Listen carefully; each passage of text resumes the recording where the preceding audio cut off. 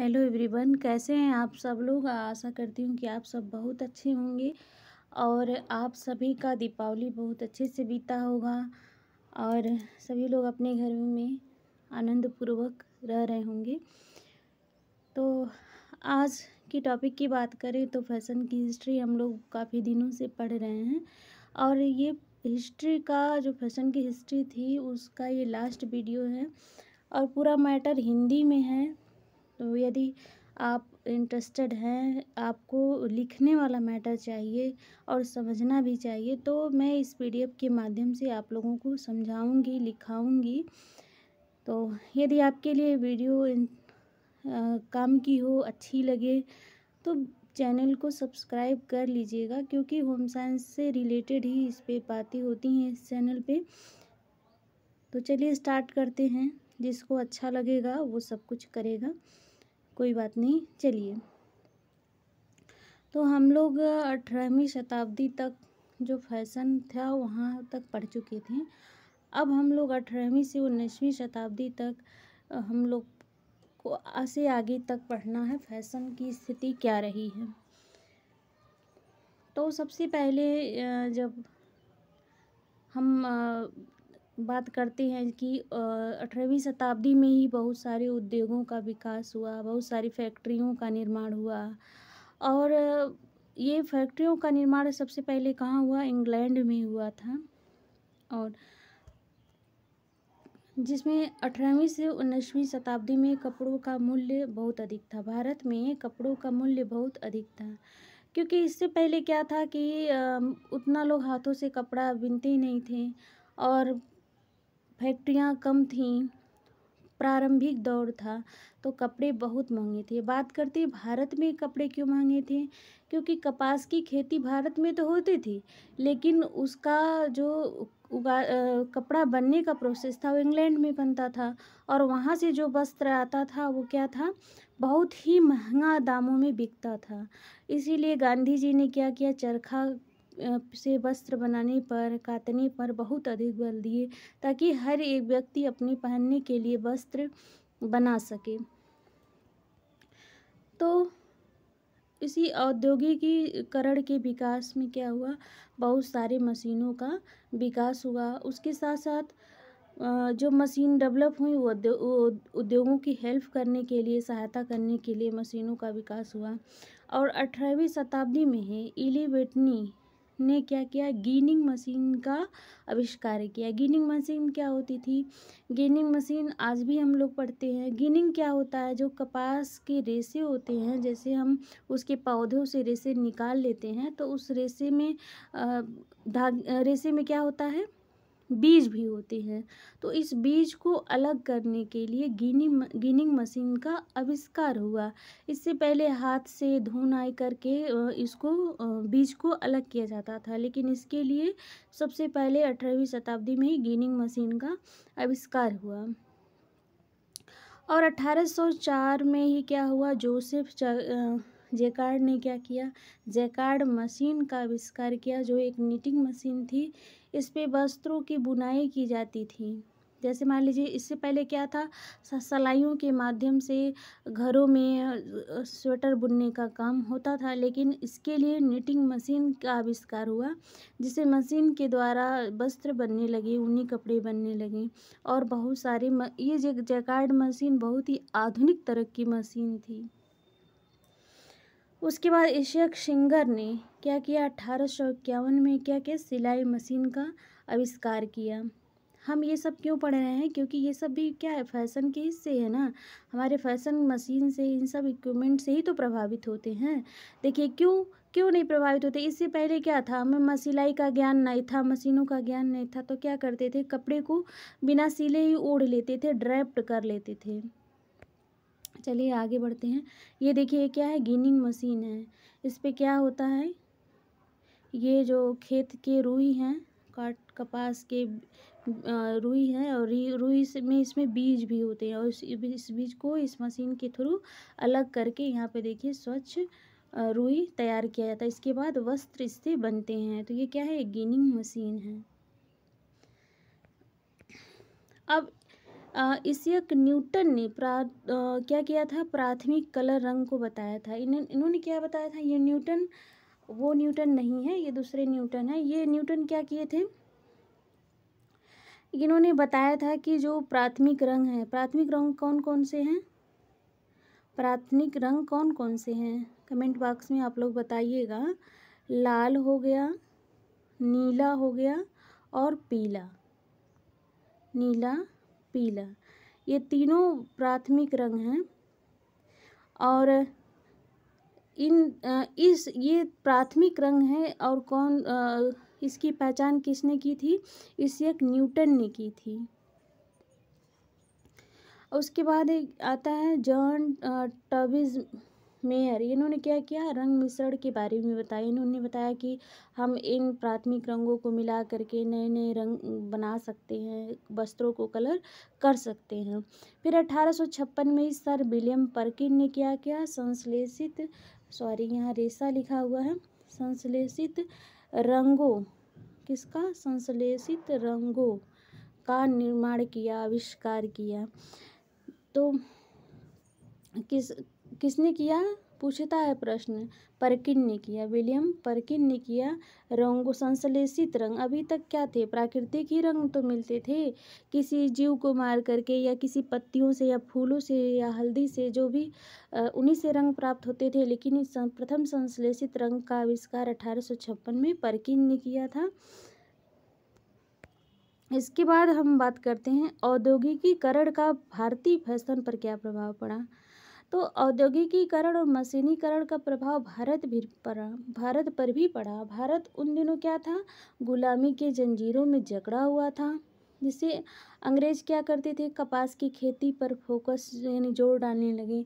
जैसे ही अन्य देशों में, विदेशों में फैशन बहुत चरम मतलब फैशन की एक दौर फिर से प्रारंभ हो रही थी, और उसमें जो कपास की खेती हो रही थी, नए नए जेकार्ड मशीन आ गए थे, गिनिंग मशीन आ गए थे, और बहुत सारी मशीनें आ गई थी, सिलाई मशीन आ गई थी। तो इसके लिए भारत में जो अंग्रेज थे वो क्या करने लगे, अनाजों की जगह फोकस करने लगे कपास की खेती के कारण करने के लिए, ताकि वो यहाँ से बहुत सारे कपास को अपने देश में ले जा सकें और वहाँ ले जा कर के फैक्ट्रियों के माध्यम से वस्त्र बनाएं और व्यापार करें। तो हुआ क्या, परिणाम स्वरूप क्या हुआ, अनाजों के स्थान पर जब कपास की खेती होने लगी तो भारत में क्या हो गया, भूखमरी पड़ गई। क्योंकि भारत में तो ये पहले से ही 100 साल से गुलाम चल रहा था, तो स्थिति तो बहुत दयनीय थी, और इस बीच और ही अधिक खराब स्थिति हो गई। लेकिन इसी बीच कहा जाता है ना कि कीचड़ में भी कमल खिलते रहते हैं, तो वैसे ही भारत में बहुत सारी हाथ की बनाई कढ़ाइयाँ पूरे विश्व में प्रसिद्ध हुई, जैसे शबनम हुआ, कैलिको हुआ, ये दोनों इंग्लैंड में प्रसिद्ध हुए। और उसके अलावा भारत की जो रंगाई छपाई थी वो इंडीज कहा गया है। इनका उद्गम तो भारत में होता था, लेकिन ये कहाँ फेमस हो गई, ये फ्रांस में बहुत ज़्यादा फेमस हुई। तो ये उस समय जो ठप्पा छपाई थी ये भारत की छपाई, उसके बाद ये टाई एंड डाई रंगाई थी, ये सब भारत की जो ट्रेडिशनल जो आज कल हम लोग पढ़ते हैं वो बहुत ज़्यादा विदेशों में फेमस हुई। अब भारत में इसी बीच बहुत सारे हाथ की बनी कढ़ाइयाँ, अभी हम जो चर्चा किए हैं, वस्त्र विश्व में प्रसिद्ध हुई। ठीक है, ये रिपीट हो गया है। अच्छा, अब विश्व युद्ध का फैशन पर क्या प्रभाव पड़ा। अब विश्व युद्ध में क्या हुआ कि बहुत सारे देश के जो आम नागरिक थे वो क्या करने लगे, युद्ध में भाग लेने लगे, अपने आप के शरीर को फिटनेस पे ध्यान देने लगे, खाने पीने शरीर को ताकतवर बनाने लगे।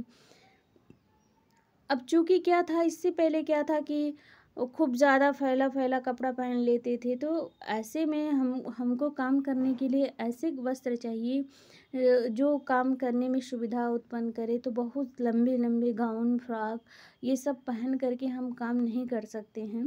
पुरुषों का भी वही था कि लंबा स्कर्ट कैसे पहन के युद्ध कर सकते। इसके लिए क्या हुआ कि विशेष प्रकार के ट्राउजर वगैरह जो एक तरह का चुस्त पैंट हुआ करते थे, इन सबों का क्या हुआ, विकास हुआ। देखते हैं तो हम बात कर लेते हैं कि प्रथम विश्व युद्ध के उपरांत फैशन पर गहरा प्रभाव पड़ा। महिलाएं जहाँ क्या करती थी, सज धज कर रहती थीं, वो चेहरे पर पेंट लगाती थी। इससे पहले यही तो हम लोग पढ़े हैं। लेकिन अब क्या था कि देश में इतने सारे संकट पड़ गए, भूखमरी पड़ गई, तो सबसे पुरुष तो युद्ध करने ही चले जाते थे। महिलाओं का ही काम क्या था कि बच्चों को पालना, उनका भरण पोषण करना, ये सारी जिम्मेदारी महिलाओं पे पड़ गई। तो महिलाएं क्या करने लगी, उन दिनों महिलाएं फैक्ट्रियों में काम करने लगी, तो उनके पहनावे पे भी परिवर्तन हुआ। फैक्ट्री में काम करने वाले पैंट शर्ट पहनने लगे। और इसी बीच जो कैजुअल ड्रेसेस होते हैं, जिसको आरामदायक वस्त्र कहते हैं, उनका विकास हुआ। और अभी क्या है ना, उसी बीच खेलों का भी बहुत ज़्यादा विकास हुआ। आप लोग पढ़ते होंगे ओलंपिक खेलों का और एशियाई खेलों का, सबका स्थापना उसी उन्हीं बीच हुआ था। युद्ध के आसपास से ही हुआ, कई खेलों का स्थापना हुआ है।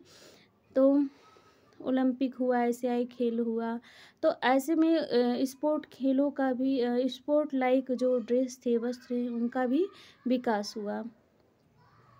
उसके बाद टेनिस में जो वाइट कपड़े पहनने का उसी समय से प्रचलन प्रारंभ हुआ। और 1933 में ही पहला लेस्कॉस्ट ब्रांड का शर्ट आया। कब पहला ब्रांड का कोई शर्ट आया, तो वो है लेस्कॉस्ट।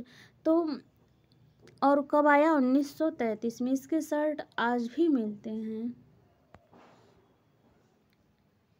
उसी बीच में जीन पटाऊ ने एक फ्लॉपर लुक बनाया। ये नाम है जीन पटाऊ। ये अक्सर नेट के में पे पूछता है, जो जीन पटाऊ दे देगा, एक तरफ पॉल पेटर दे देगा, और आप लोगों को क्या करना होता है, मिलान करना होता है, कौन किससे मैच करता है। तो जीन पटाऊ ने क्या किया था, फ्लॉपर लुक बनाया था। और पॉल पेटर ने क्या किया था, कॉर्टिटर और जो ट्रेंडसेटर और वस्त्र जैसे बनाए थे, है ना, कॉस्टेरेटर और ट्रांसटेटर। तो ये ऐसे ही उच्चारण इसका आप लोग याद कर लीजिएगा। और इसी बीच 3 महिला डिजाइनर भी, डिजाइनरों का भी क्या हुआ, उद्गम हुआ। जैसे कि गैब्रियाल कोको चैनल, इन्होंने क्या किया, बहुत सारे ब्लेजर का निर्माण किया, बॉक्सी कपड़े का, सूट का, चेन मतलब इन सब का विकास किया। इसके साथ इन्होंने क्या किया, चेन मतलब गले में पहनने वाले एक्सेसरीज का भी फैशन में ले आया। और उसके बाद थी मेडलाइन बोनेट। इन्होंने भी क्या किया, 2 प्रकार के गले के डिजाइन बनाया था। एक था काउल नेक एंड दूसरा था हेल्दर नेक। ये तीनों जो फैशन डिजाइनर में नाम आप पढ़ रहे हैं, ये वेरी वेरी इंपॉर्टेंट नाम है फैशन डिजाइनर में। उसके बाद आती हैं एलिसा कैप्रिलर। इन्होंने भूल भुलैया या कुछ मतलब अलग डिजाइन बनाया, जिससे देखकर मतलब हेलुजन पैदा होता था, लोगों में आकर्षण पैदा होता था। ऐसे वस्त्रों का भी निर्माण किए। ये देख लीजिए चित्र में, ये क्या है, ये क्या है, जो एलिसा कैप्रिल ने बनाया था, ये उनका बनाया हुआ डिजाइन है। देख रहे हैं, ये इनका बनाया हुआ है। क्यों, इस चित्र से देखिए कितना इल्यूजन पैदा हो रहा है। और ये अलग सा बाजू अलग सा दिख रहा है, ठीक है।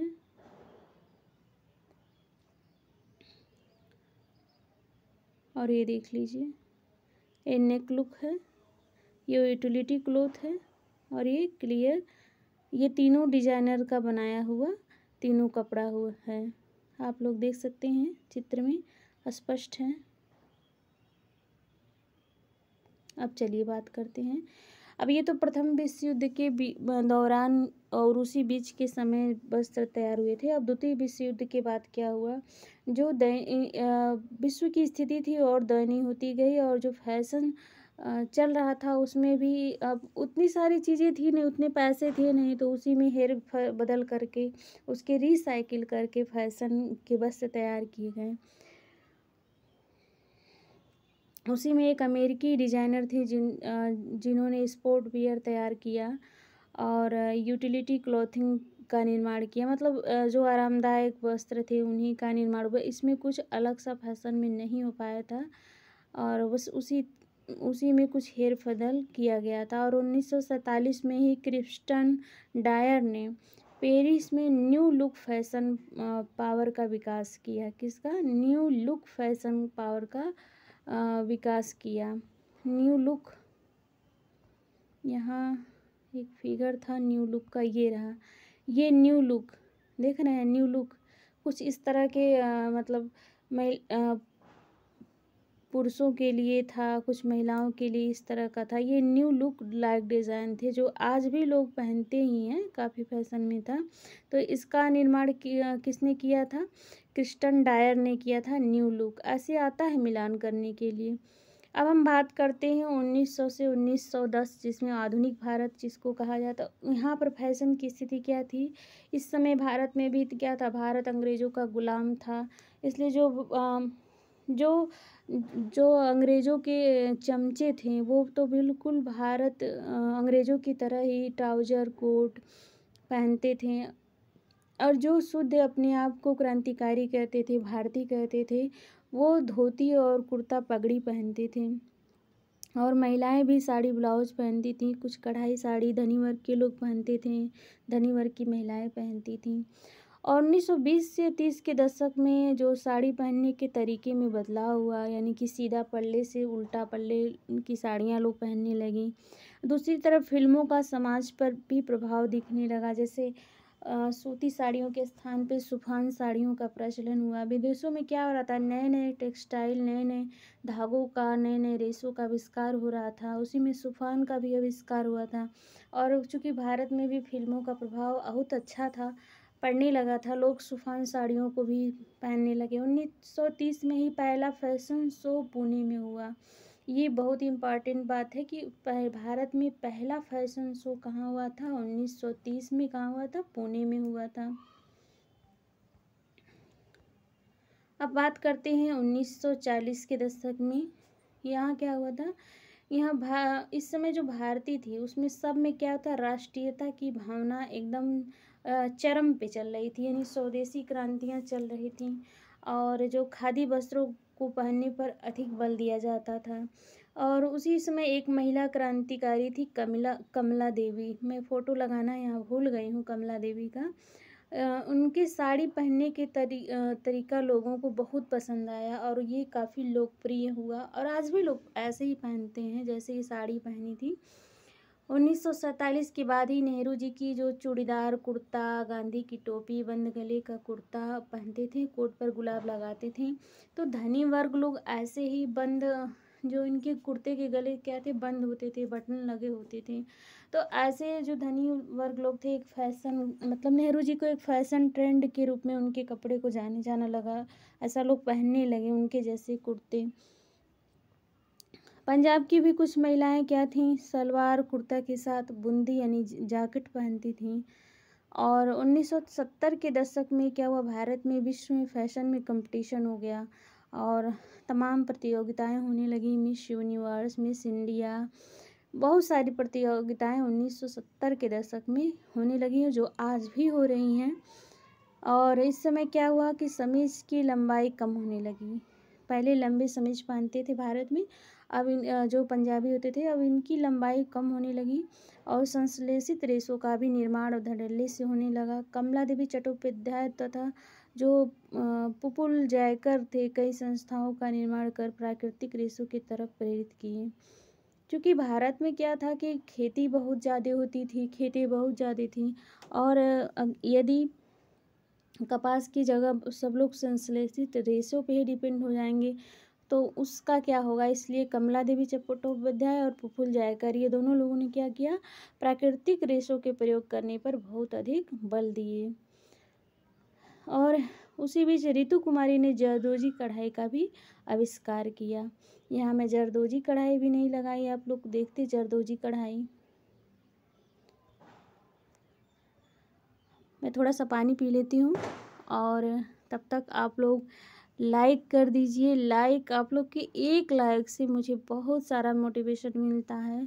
और किसी को भी, जैसे ऐसा तो है नहीं कि मुझे यहाँ कुछ मिल रहा है पढ़ाने के लिए, लेकिन प्रेरणा मिलना चाहिए। और वो प्रेरणा आपके सब्सक्राइब और लाइक्स और ज़्यादा से ज़्यादा शेयर करने की वजह से होता है। यदि आप गोरखपुर यूनिवर्सिटी से हैं और यहाँ पर आपके संबंध में और महाविद्यालय की लड़कियाँ, तो आप वहाँ भी शेयर कर सकते हैं, जिससे उन लोगों को भी ये हिंदी में मैटर उपलब्ध हो जाएगा, क्योंकि अभी तक हमें हिंदी में ये सारे मैटर देखने को नहीं मिले हैं। चलिए, ये बात की बात है। 1980 के दशक की बात करें तो इस समय कई फैशन डिजाइनर का भारत में भी उदय हुआ, जैसे नीता वर्मा हैं और रीना है, डेविड अब्राहम हैं, बहुत सारे। और 1990 में अब 1990 का जो दशक था, टीवी सीरियल का बहुत अधिक प्रभाव पड़ा। और जैसे बहुत सारी टीवी सीरियल थी, उन भारतीय महिलाएं उसी में व्यस्त रहती थी, उनके पहनावे, उनकी एक्सेसरीज पे ही ज़्यादा फोकस करने लगी। और भारत में 1998 में fashion designing council of India की स्थापना हुई। और सन 2000 में लकी इंडिया फैशन शो हुआ था। और हाँ, एक चीज़ और था, 70 और 80 के दशक के बाद फिल्मों और फिल्म का जो फैशन पे बहुत अधिक प्रभाव पड़ा। अब लोग भारत में क्या हुआ, फिल्मों का बहुत ही उद्गम जो चरम सीमा पे पहुंच गया। तो फिल्मों में जो वस्त्र पहनती थी हीरो हीरोइन, जो एक्ट्रेस होती थी, उनका भी आम जनजीवन पे बहुत गहरा प्रभाव पड़ा। जैसे कि अमिताभ बच्चन की मोहब्बतें वाली जो शेरवानी थी, बहुत सारे लोग पहनने लगे।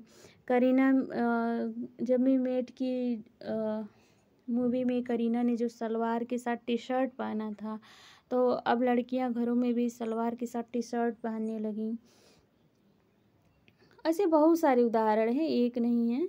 जैसे जो कॉस्ट्यूम डिजाइनों का उदय होने लगा। और 1983 में ही, देखिए मुझे लिखते समय नींद आ गई थी, 1983 में लगान के लिए जो लुक आया था लीना दारू का, इनका वो लगान की जो लुक थी वो भी काफ़ी फेमस हुई थी। और लीना दारू की तेजाब के लिए जो कपड़े बनाए थे वो भी काफ़ी फेमस हुई। तो ऐसा 1 2 या 3 उदाहरण भारत में भी नहीं है, बहुत सारे फैशन डिजाइनर हैं जो फेमस हैं, वर्ल्ड में फेमस हैं। तो ये हिस्ट्री यहीं पे आधुनिक भारत की भी समाप्त हो गई, जितना आपके कोर्स में दिया हुआ है। तो आई होप आपको